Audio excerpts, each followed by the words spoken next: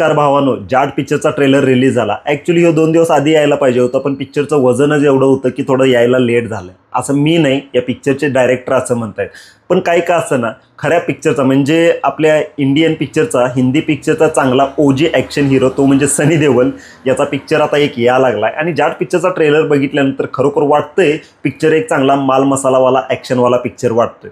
बाकी यातली ॲक्टिंग ते म्हणजे सनीचा 2.5 किलोचा हात, तो पण डायलॉग याच्यामध्ये घातलाय तिने. आता तो इंटेन्शनलीच घातलाय, कारण सनी देओल म्हटलं की 2.5 किलोचा हात, आणि एक त्यामध्ये डायलॉग घातलाय बघा.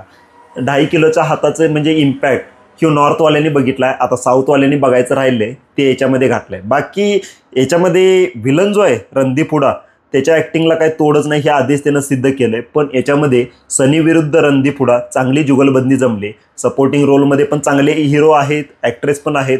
उपेंद्र लिमये मराठीमध्ये एवढंच चांगलं यांचं कॉन्ट्रीब्युशन आहे, चांगलं हिरो मटेरियल असल्यासारखे आहेत. पण हिंदीमध्ये यांना फक्त हिरोच्या इंट्रोडक्शन देण्यासाठीच ठेवतात असं वाटायला लागले. बाकी तुम्हाला जाटचा ट्रेलर कसा वाटला ते नक्की मला कॉमेंटमध्ये सांगा.